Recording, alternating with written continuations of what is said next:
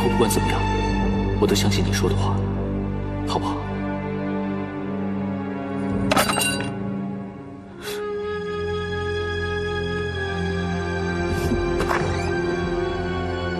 玉婉，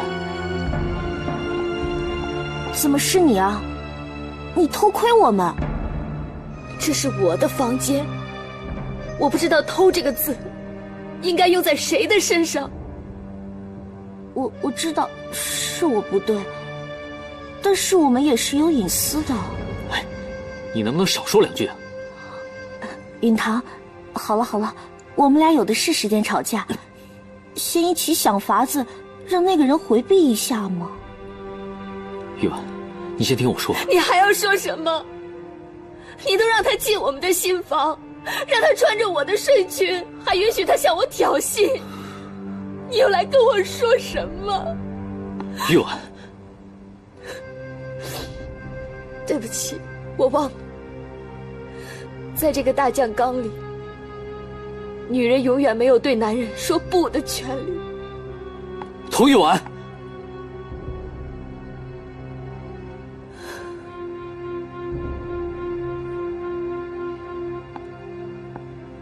杜允堂，再见。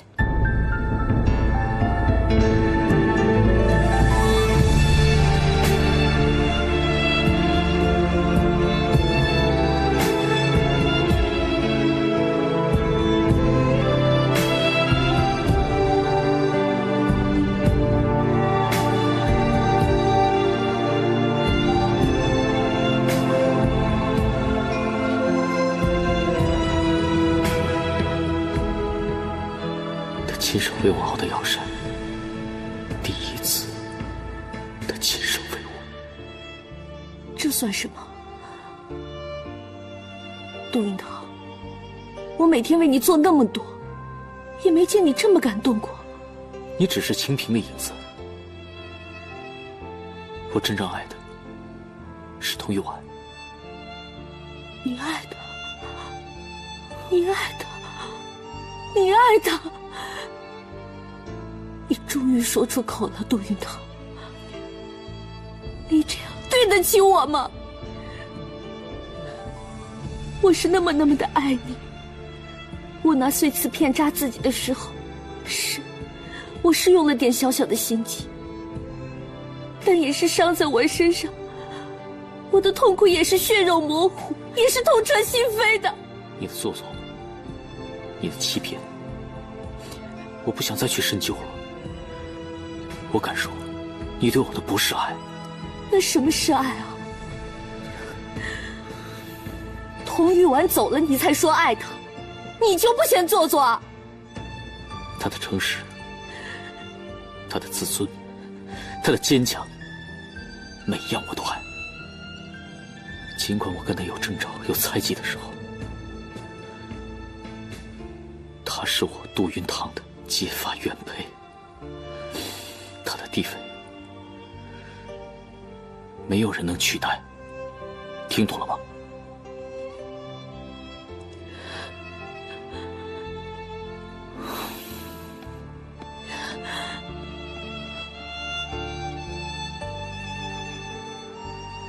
容妈，太太，允堂去没去玉婉那儿道歉？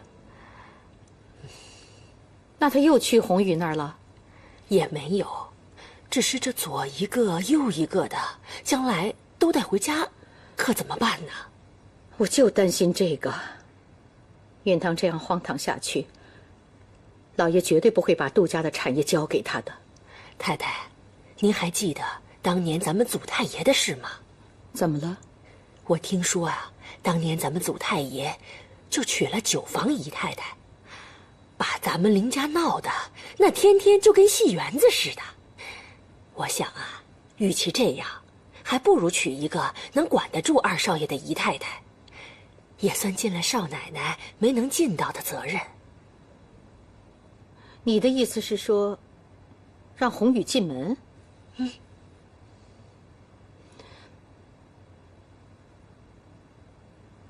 不行。以前我跟他闹成那样，那将来他还不跟我作对呀？不如我们先考验考验这个宏宇。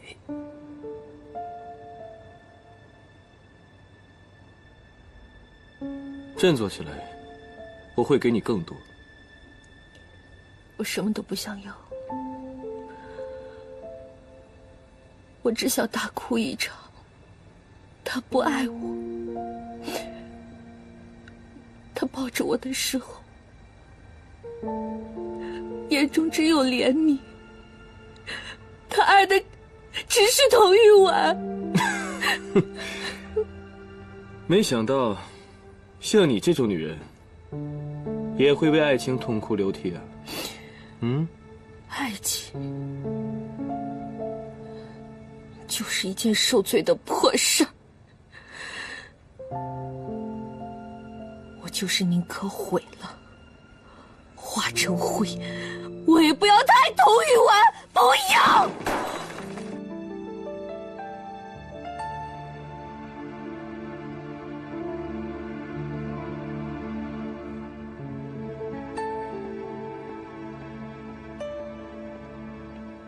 小姐，你说家里发生这么大的事，这太太和容妈也不过来问一问，管一管。是我自己没用，他们看在眼里，烦在心里，倒不如把事情挂一挂，冷2天，等疖子熟透了再挤脓头，也是母亲治家的艺术。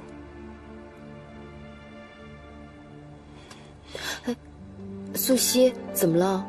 你看看，你整整看了2个小时账本，愣没翻一页。你心里苦成这样了，为什么还要忍？还要装成淡定？好，你心气儿高，装得跟没事人一样，别人会当真的。太太和容妈都在商量给姑爷纳妾了。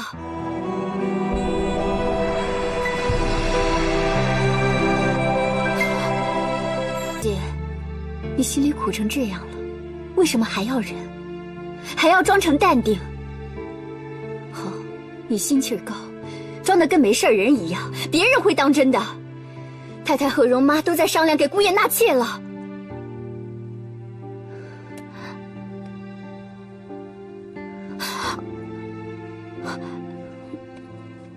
小姐，都怪我本来不该说的，我怎么就管不住自己的嘴巴呢？小姐，你千万不要想不开，就宏宇那种下三滥的女人，太太怎么能看上呢？相比之下，一定会看上小姐的长处。他处心积虑，又和二房串通一气，把这家子人的脾气好恶摸得一清二楚。允堂那么精明，都着了他的道，何况太太？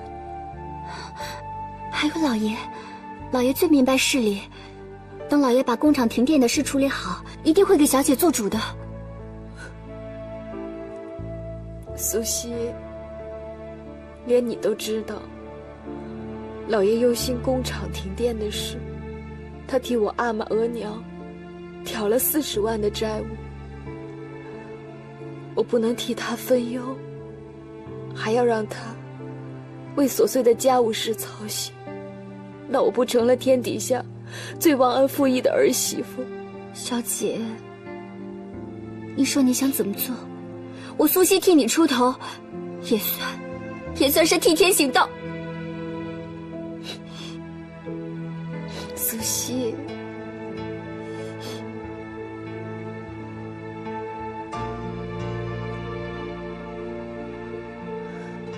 你去找个煤油炉，就在这儿给允堂熬药膳吧。什么？你还熬啊？这姑爷的心都被狗吃了，你还要掏心掏肺的对他？事到如今，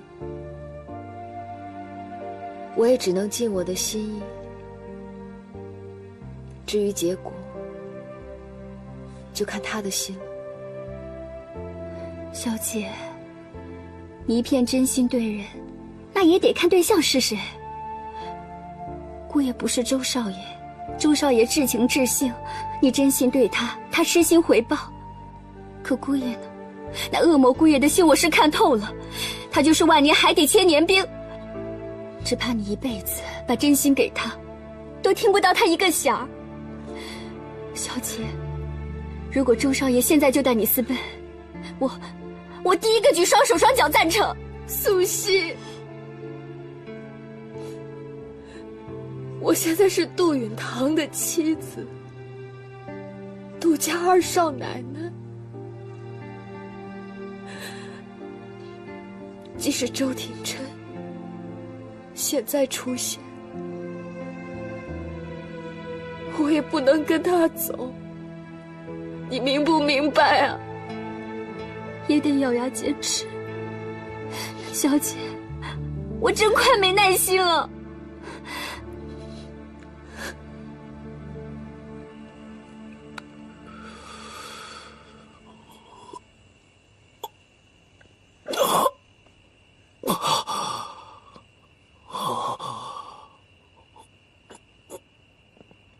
这个臭小子，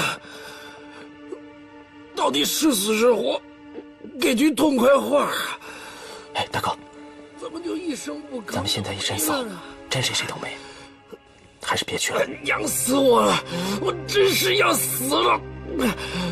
也不去见这个臭小子，谁让他没记得自己还有个爹？这个爹想他。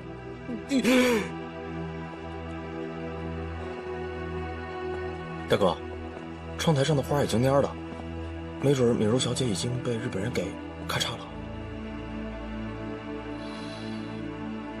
少峰没浇，刚开始还浇水来着，后来啊就不管了。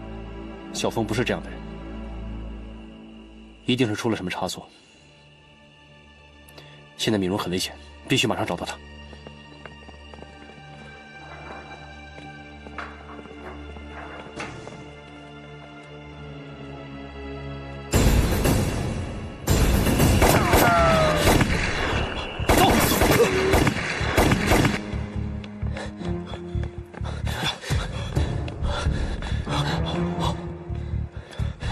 先躲开！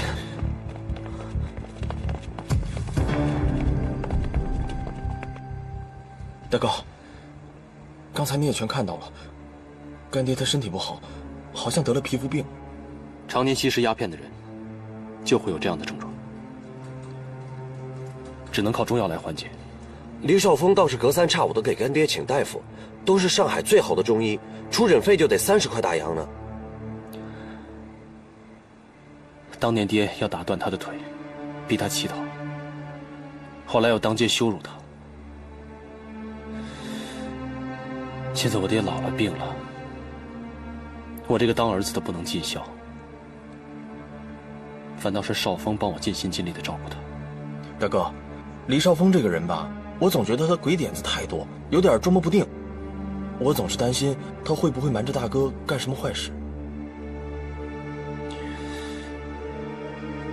少峰就算有千般不是，但是他对我的兄弟情分是不会掺假的，我信得过他。大哥，那有可能是我想多了。我现在最担心的是玉婉斗不过那个红雨。大哥，我查到了红雨和专放白鸽的王老千师徒有点关系，可是他俩现在都不露面了，黑道白道都没有他们的消息。难道是收到了什么消息藏起来了？既然红雨是清平的孪生妹妹，那这事就和金夫人脱不了干系。找到给他们提供养女的那个人贩子，顺藤摸瓜。明白，大哥，我这就去办。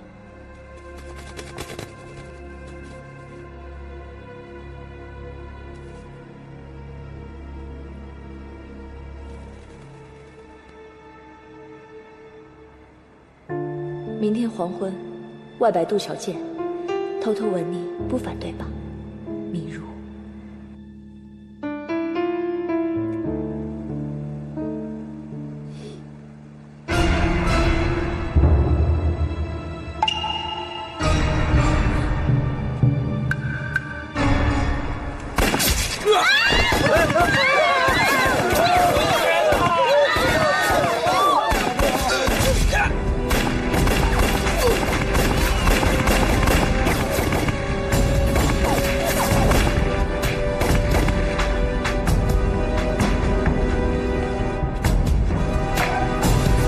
们暴露了，赶快离开这里。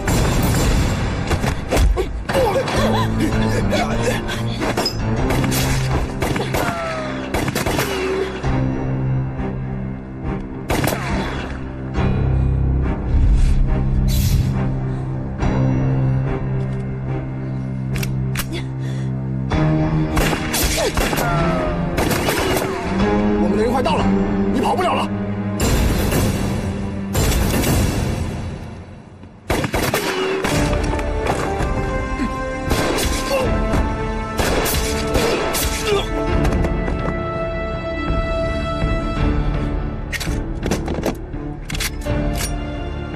廷琛，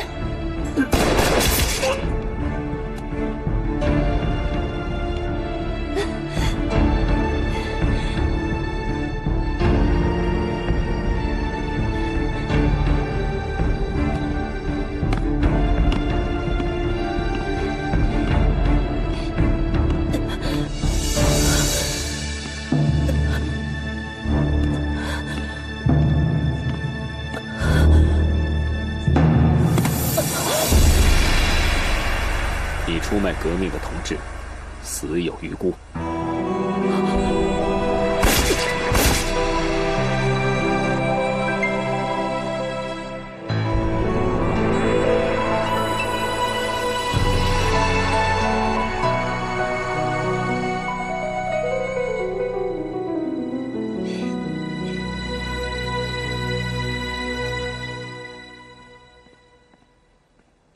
叛徒，是你出卖了联络点，设置了埋伏，对不对？不是的，你不要再维护他了。哎呦，兄弟，不好意思啊，碰上你了。我跟你说啊，你以为的叛徒其实是英雄，而你以为的烈士才是真正的叛徒。你跟踪我们多久了？你到底是什么人？是不是他们说的暗棋？其实啊，我连个臭棋我这都算不上，啊，我偶尔啊就是收收破烂，传传口信儿。什么口信？北洋特使要用周廷琛指控沈志佩，周先生最好马上离开上海。还有，找回杜若欢的事儿，你们最好不要参与，否则很可能暴露杜家和革命党的关系。以杜家的能力，他们找个女孩毫无问题。我知道了，谢谢。我会把自己藏起来。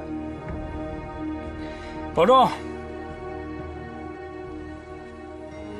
廷琛，让我做你的护法，保护你隐身。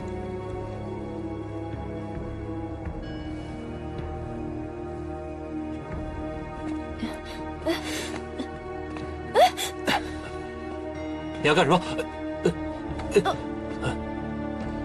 我现在把敏茹交给你，她要是有什么闪失的话，有你好看。哎，廷琛，你不能走！我不是情报被你递来递去的，你现在没有我的保护，跑到哪里都不安全，听见了吗？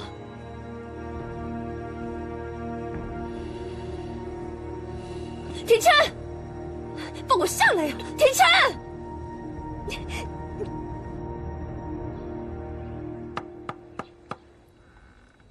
允堂，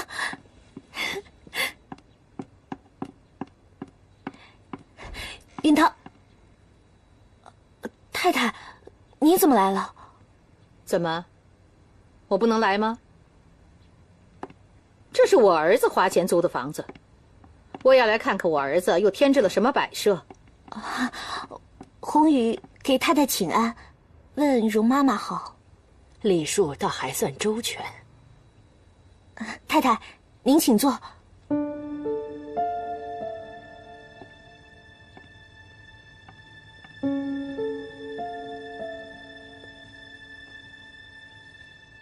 哦，我去给太太沏杯茶。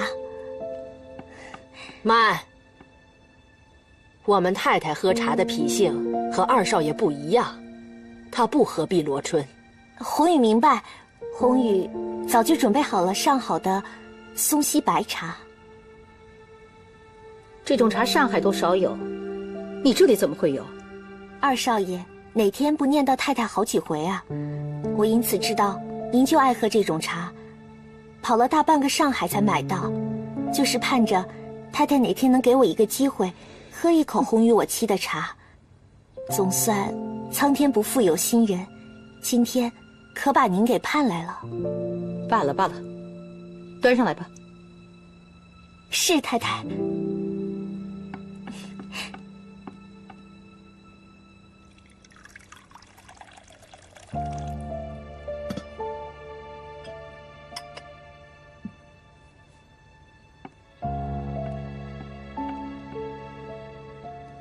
太太，请用茶。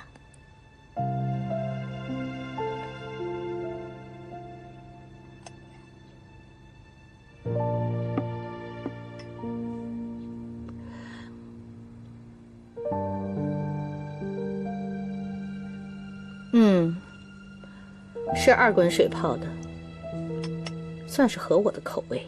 太太，给。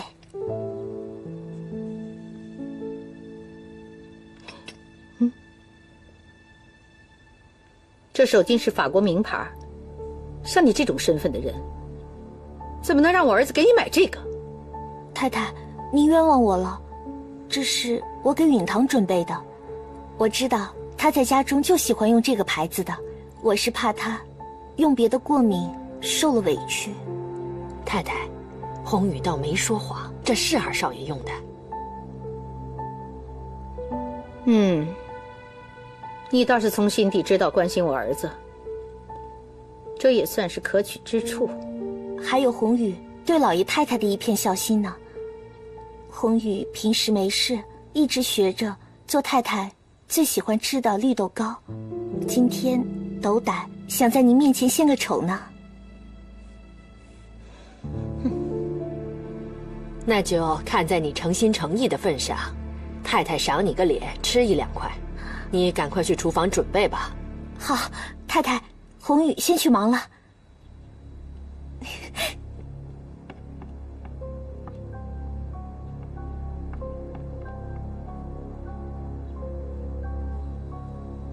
太太，我看他对您恭恭敬敬的，应该不是装出来的吧？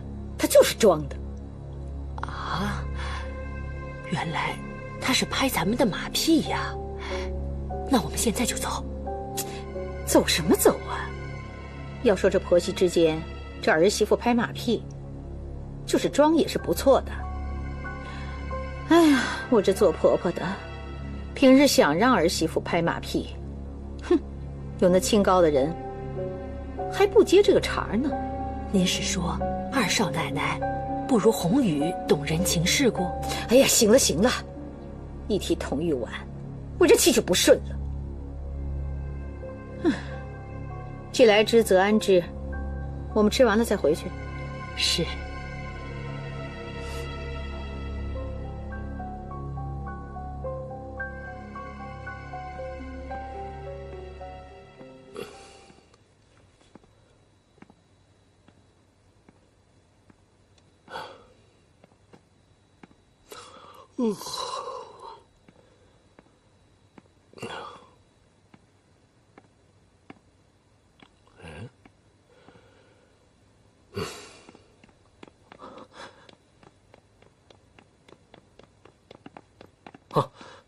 父亲，您回来了。这么晚了，饭菜还没准备好啊？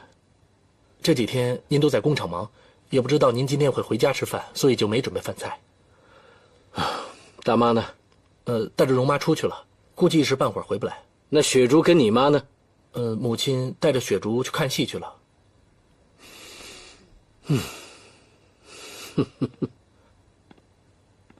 看看我娶的这2房太太，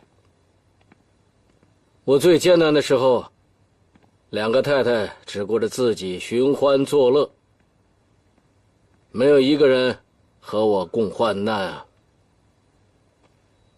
父亲，您稍后，我让他们备饭啊。不用了，让他们给我弄碗面条好了，面呢，最起码可以意味着长长久久。父亲，咱们杜家自然可以长长久久。您怎么说那么不吉利的话呀？再说吉利话也没有用啊。你可知道，咱们杜家将会面临灭顶之灾呀！灭顶之灾。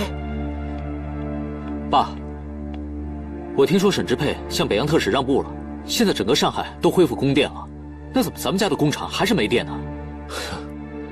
现在最糟糕的是，咱们工厂的备用发电机，在这个时候也被人弄坏了。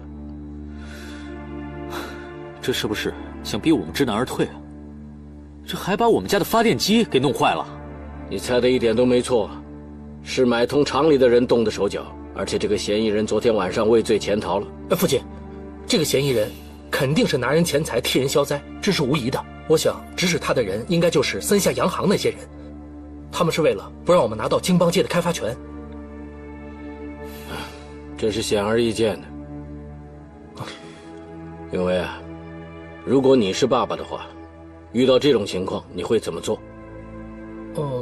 我想，既然人家不愿意让我们做这个事情，那咱们就放弃。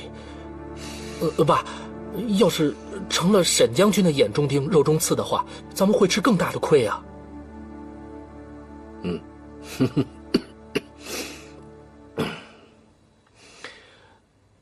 云堂，你呢？你怎么看？我觉得现在还不到放弃的时候。哦，说说你的理由。其实眼下最聪明的方法，就是把京邦街的开发异议发到报社去，让他们大肆张扬。到时候我们可以让整个上海的人帮我们大造声势。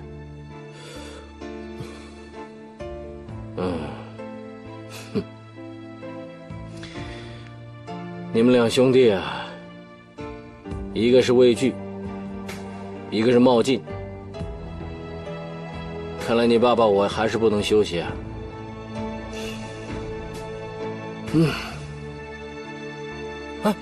爸，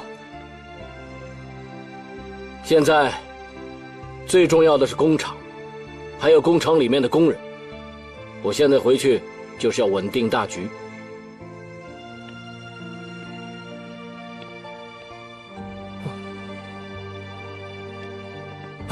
允堂，你是不是想到了什么？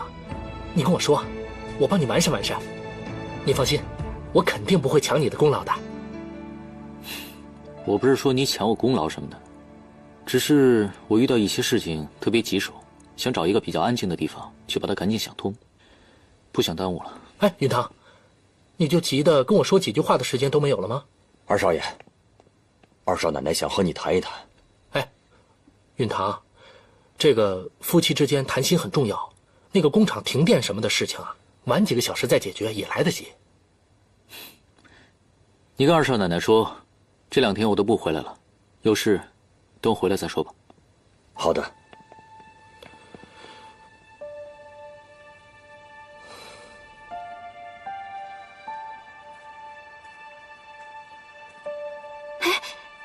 小姐，二少奶奶，您回去吧，二少爷，他已经走了。小姐，我去找姑爷算账。素汐，没必要了。管家，二少奶奶，你替我把这个箱子带给允堂，这里边都是他穿过的衣服和爱看的书。二少奶奶，总有一天，二少爷会回心转意的。我先走了。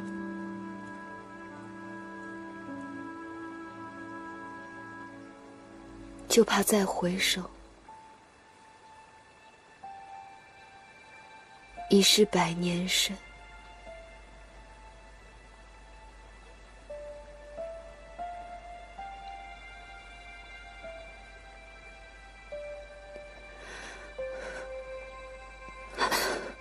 小姐，小姐，你没事吧？没事。素汐，扶我回房。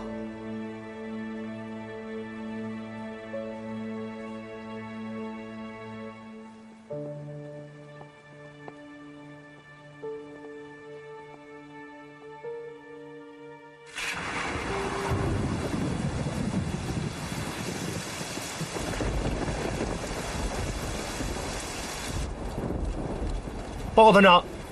说。什么？这个时候还有人敢喝酒？都给我拉出去鞭刑！这批军需品今天晚上必须装船。没看见我正在陪黎军需长清点吗？没事，你去忙你的，这里有我。啊，那我去就来。走。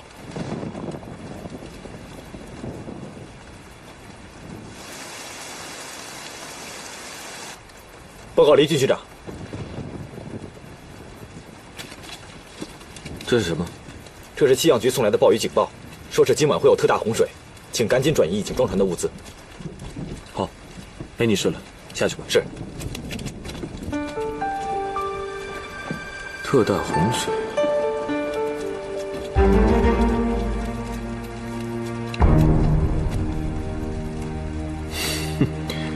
沈支配，不给你个下马威，你还真以为我是你菜板上的小鱼小虾？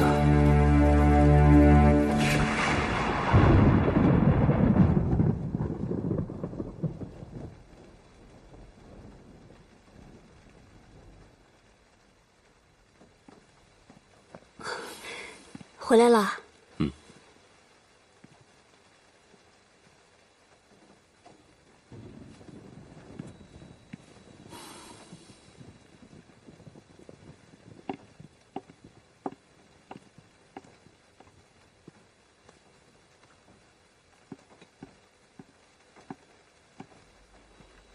将军，您累了，不该喝酒，该喝养心汤了。先放在这儿吧。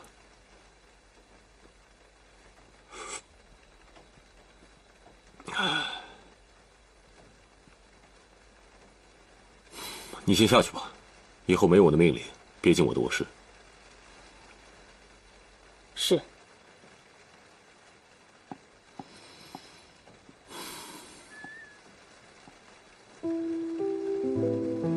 将军，谢谢你。谢什么？我应该谢你。曾几何时，你一见我就像老鼠见了猫一样，我碰你一下，你就浑身起鸡皮疙瘩。现在我的小女孩也学会等我了。以前玉兰也是这样，无论多晚都等我回来。这才是我沈支配的女人。是啊，没想到时间过得这么快，我终于适应这里的生活了。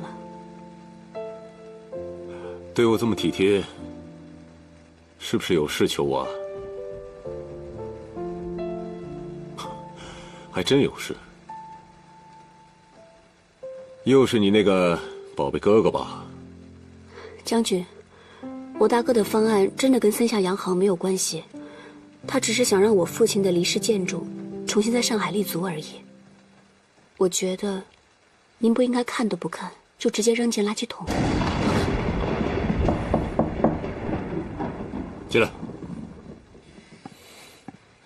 将军，下暴雨了，江水猛涨，运输货物的船没有及时卸货，所有的军火全都报废了。谁看守的军械库？王团长和李少峰。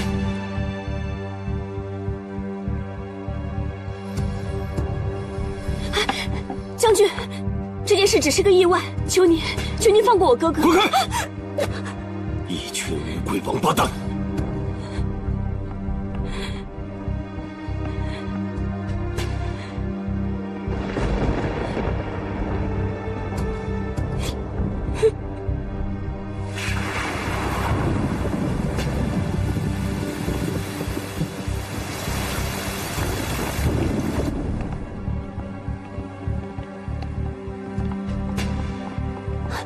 将军，你还想问你哥哥的消息？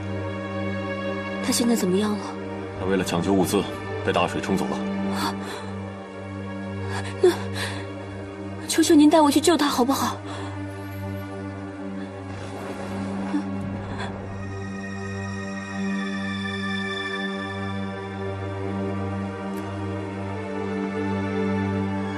他被救下了，正在医院里。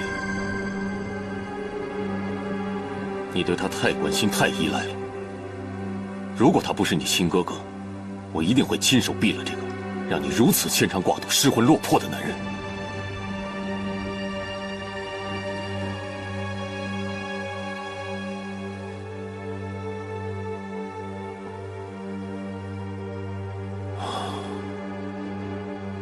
将军，他现在已经没事了，对吗？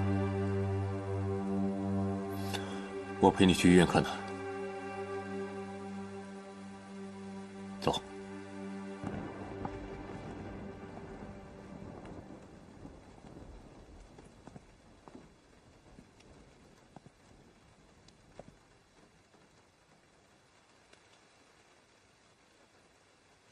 啊，你醒了。将军，我没能保住军械库，辜负了您对我的信任。躺下，好好养伤。你已经尽力了，早一点回军需处，就是对我最好的报答。将军，少峰有过误会，不能不说。你还是想说京邦街码头的开发方案？我知道了。我冤枉你了。我真的没有为日本人做事。如果将军现在让我死，我可以死得无憾。大哥，廷琛一直向我推荐你，说你才智过人，所以今天我想听听你的想法。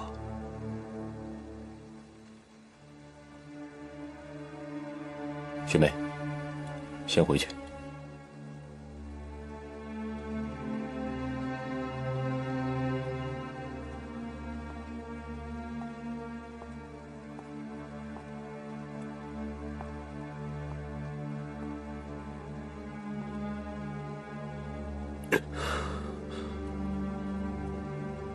将军，外国洋行刚刚断了我们的军火贷款，现在军火库又出了问题，江苏督军想趁虚而入。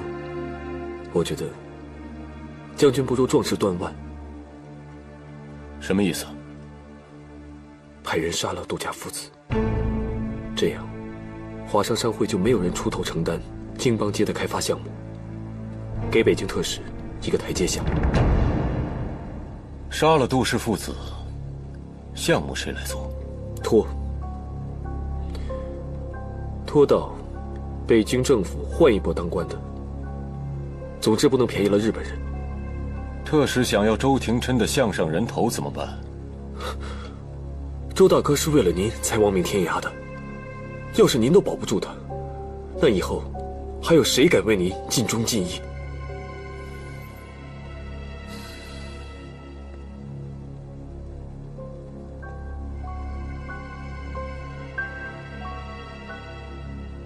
你果然对廷琛情深意重，只可惜你的计谋还是年轻气盛，考虑的欠周全。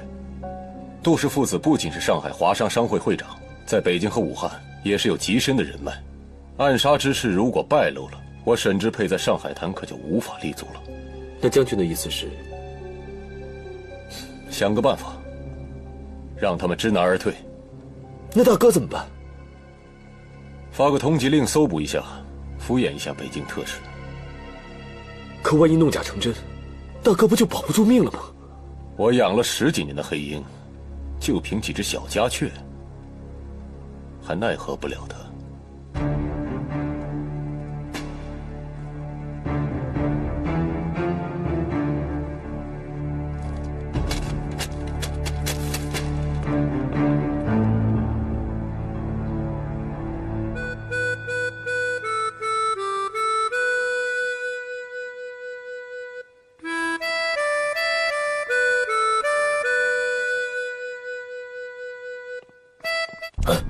你告诉我，我儿子到底是死是活？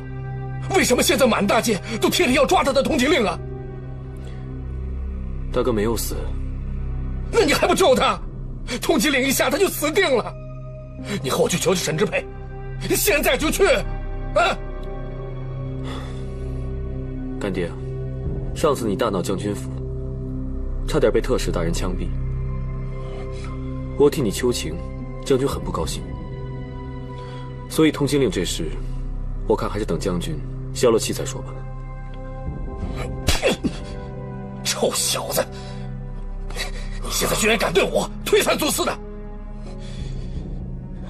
要是我儿子有个好歹，你也活不了。我死了，也要拉上你垫背，把你的真实身份昭告天下。小福根，小叫花子。干爹，要替大哥脱罪，得釜底抽薪。通缉令是特使逼沈将军下的，因为牵涉京邦街的改造，只要让杜家和日本人不争这个改造权，那大哥就安全了。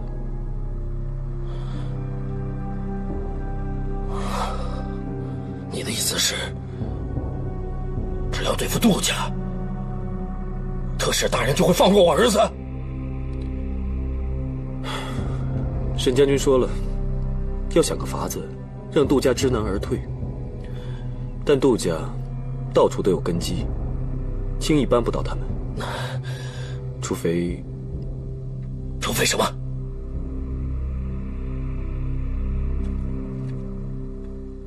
这是我收集的童家的借据。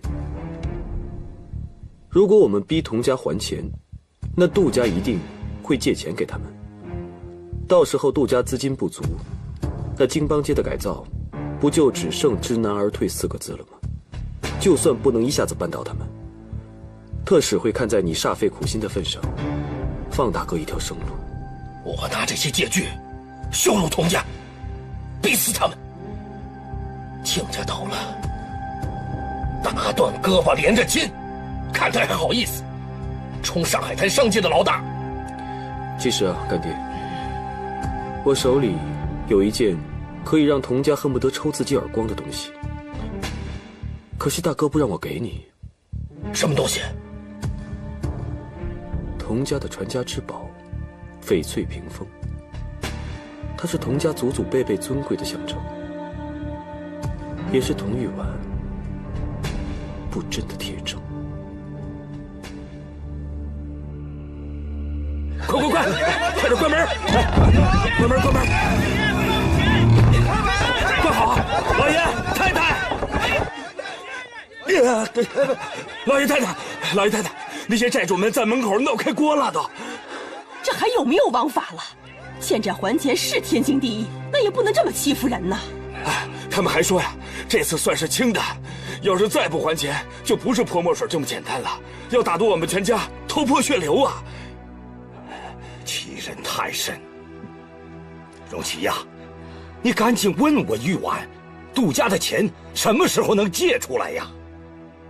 哎，这玉婉在杜家的处境，你又不是不知道。她的嫁妆、首饰都卖了，就为了替我们还钱。我这个当阿娘的，怎么还有脸再去找她去啊？宁可我们都死了，我也不能再让女儿为难了。好，你们都有脸，就我没有脸呐！我明天就让那个周明昌把我给打死算了。哼！哎呀，老爷，哎呀，还不都是你招的事儿？哎呀，杜家的救命钱什么时候能到啊？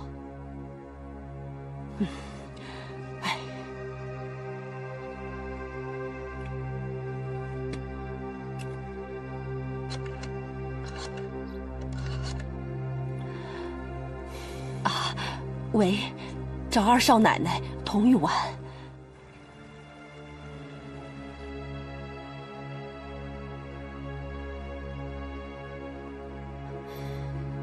小姐，老爷和大少爷在书房里说了2个钟头的话了，这明摆着躲着咱们。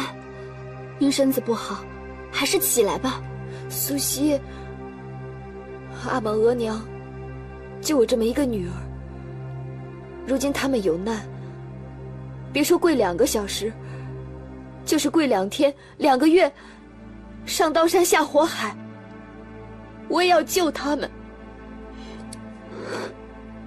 好，我素汐别的不会做，就是上刀山下火海，也得替小姐挡在前头。小姐，素汐陪你跪到老爷开恩为止。苏西，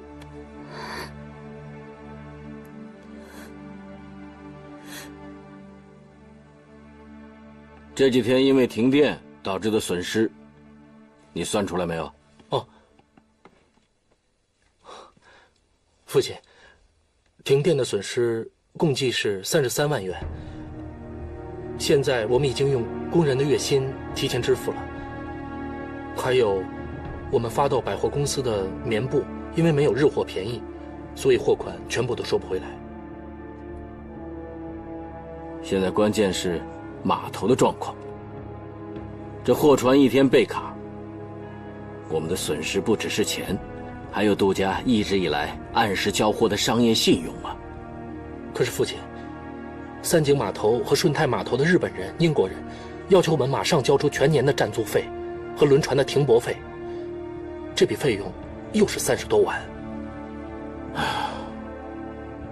这码头的占租费一定要马上搞定，让刘经理去想办法，看哪里的钱可以调动。工人的月薪还可以再拖2、3天，但是码头的钱实在不能再拖了。父亲，我看咱们账户上还有一笔准备给童家的40万借款，要不我们先拿来应应急？不行不行，这玉婉在外面等着，为的就是这笔钱呢。父亲，我们自己的船都快沉了，哪还顾得了别人呢？你去把玉婉叫进来。父亲，三思而后行啊！我说去叫玉婉进来。听见没有？去啊！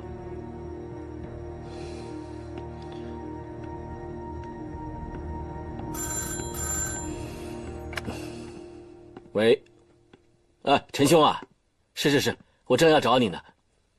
是这样的，我最近资金周转不灵啊，所以想跟你借点钱。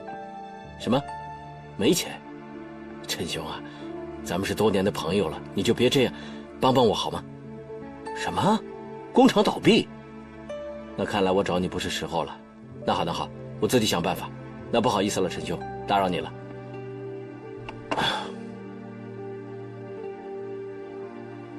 父亲，是这样，我们现在杜家种种的情况，你应该是最了解的了吧？我了解，处处受困，举步维艰。想我杜瑞达一生的志愿是实业救国，没想到这条路啊，越走越窄。玉婉，我想问你，如果你是我，现在面对这么多难关，你觉得我应该怎么过？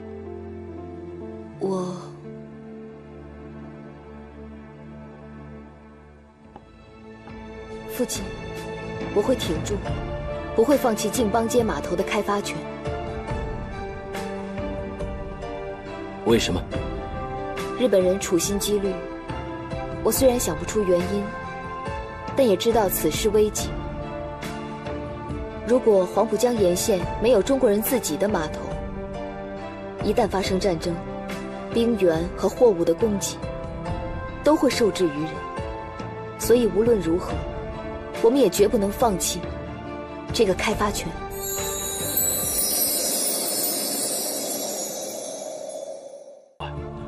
我想问你，如果你是我，现在面对这么多难关，你觉得我应该怎么过？父亲，我会挺住，不会放弃靖邦街码头的开发权。玉婉，你一次一次的让我刮目相看呢。就凭你刚刚说的这番话，这个远见，我杜瑞达再难都要帮助你们童家。宇威，把南浦路的房子卖掉，给童家救济。父亲，那是您答应100年之后留给母亲养老的。什么叫着眼当下呀？我还要跟你说吗？钱财身外之物，该出手的时候就要出手。多谢父亲。杜家自顾不暇之时，您还能竭力救我阿玛额娘。我童玉婉会永远记得您的恩情，一辈子守住杜家。玉婉，你可要记住你今天所说的这句话，一辈子守住杜家。将来会有一天，我需要你兑现你的诺言。玉婉，绝不食言。老爷，老爷，老爷，你不是答应过我的吗？南浦路的房子是留给我和允薇的，你现在去救济童家，那不是要拿我的棺材本去填补大房的那个大窟窿吗？允薇啊，把你母亲劝回房去。父亲，您看，母亲娘家又没有势力，我也不像允堂一样可以在外面赚钱，还求父亲给我和母亲一条活路啊！你说到哪里去了？你母亲不懂事，没有礼节，你不帮忙劝你母亲，你还在那儿起哄。老爷，你这么说话，你不是打我的脸吗？好了好了好了，你们两个先出去吧，我跟你二妈有话说。嗯。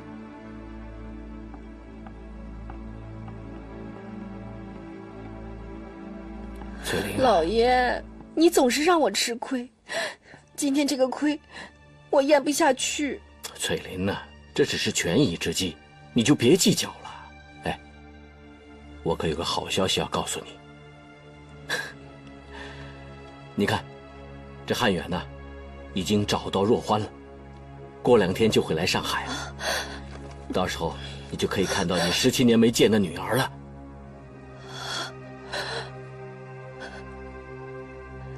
是真的？真的。我的女儿，我的女儿。好了，翠玲，与亲情相比，钱财乃身外之物，将心比心。今天我们帮了童家，以后童家和玉婉也可能会帮若欢呢。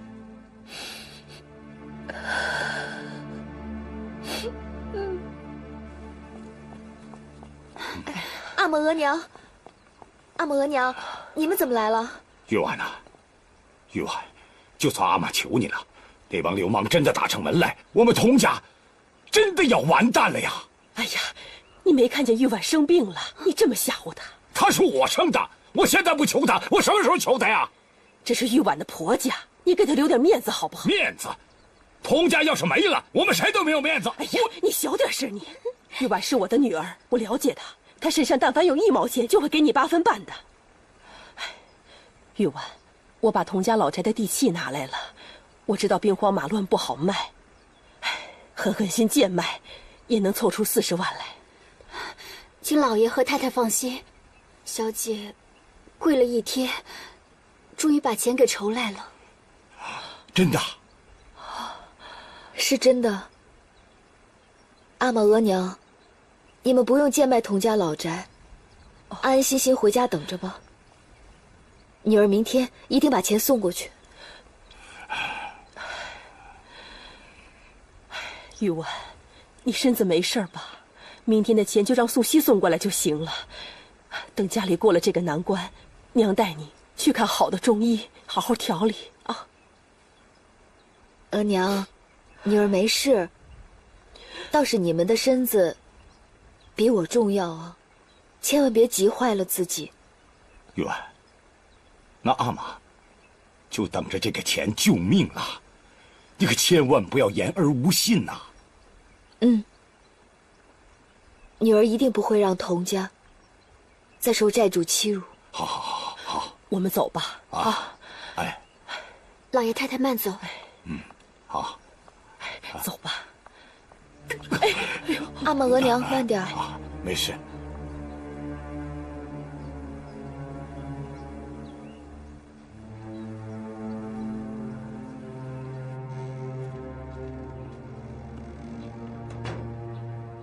什么风把杜大少爷吹来了？少峰啊，那个姐夫也好久没见到你了，咱们好久没见了，啊？少峰，那姐夫就有话直说了，啊？我知道你最有本事了，那个雪竹对付大房的主意都是你帮他出的。雪竹是我姐姐，她在杜家受欺负，我帮她是理所应当的。啊，对对对，咱们都是一家人嘛，所以今天姐夫有个忙，也想请你帮一下。你不是都要休了我姐姐了吗？凭什么要我帮你？我发誓再也不欺负雪竹了。你帮姐夫一个忙吧。誓言是一切轻浮之物中最轻浮的东西。哎呦，说得好，说得好，真是太有哲理了。这是谁的名言啊？名言？这是我说的。说得好。窦允威，你要我帮你，论亲情你表现不够，论誓言你诚信不够，你还有什么牌可以打？只要你帮我干掉大房，杜家就是我的了。我有魄力把杜家一半的生意都让给你。一半不行，我要全部。你想让我当你的傀儡啊？可你现在连傀儡都不如。有朝一日，你把杜家所有的房产积蓄给你，生意机会给我，然后指使我当华商商会的会长，这是你现在唯一可出的牌。杜家的积蓄和房产都归我？当然。好，就按你说的办。我这个人做事最有魄力了。他们都以为我不如允堂，其实我只是嘴巴不如他会说。少峰，眼下你先得帮我解决南浦路房产的问题，不能让它被卖出去，否则我就不能相信你了。房产分布图带来了吗？啊，那。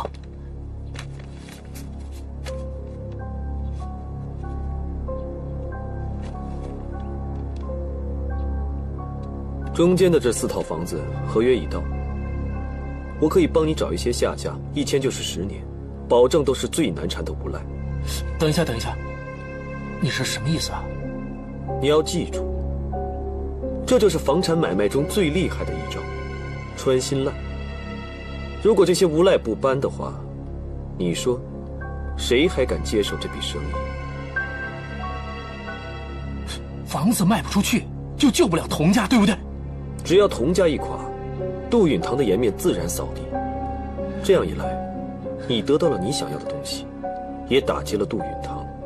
真是绝妙的好计，少峰，你绝对是个天才，杜允堂根本比不上你。回去准备一下，记得把日期改成3个月之前。3个月？哎，少峰，你真是想得太周到了，我马上去办。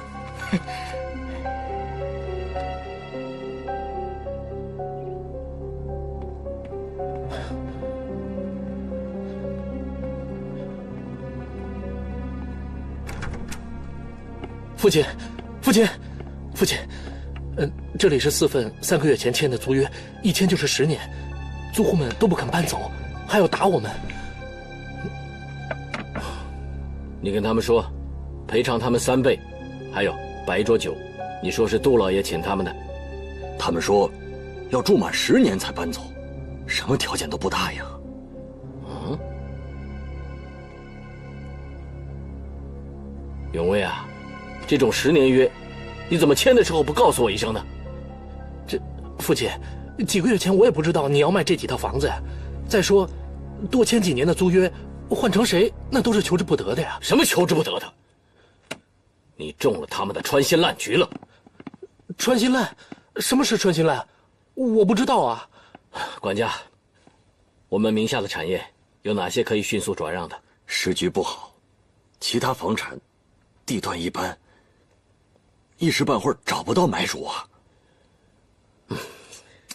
可童家那边已经不能再拖了。父亲，有件事不知该不该说。说吧。工厂停电这段时间，工厂人心涣散，好多工人拿不到工钱就跳槽了，空出了好多岗位。可我们跟工人一向关系都很好的，晚几天给工资，不至于弄成这样吧？好像在外面听到一些谣言，说我们杜家急着卖房子，是因为我们杜家快破产了，简直是胡说八道！父亲，咱们可不能再贱卖房子了，这样会人心不稳的。赵允堂回来，我相信他身上10来万一定有的，快去找他。2少爷昨晚没回家，不知道去哪儿了。这个不孝子，知不知道杜家现在什么时候了？喂，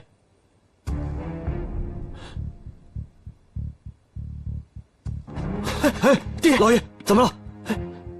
汉元，他说若欢到了上海，可是莫名其妙人不见了。现在其他的事都先放一放，我们一定要尽快找到若欢。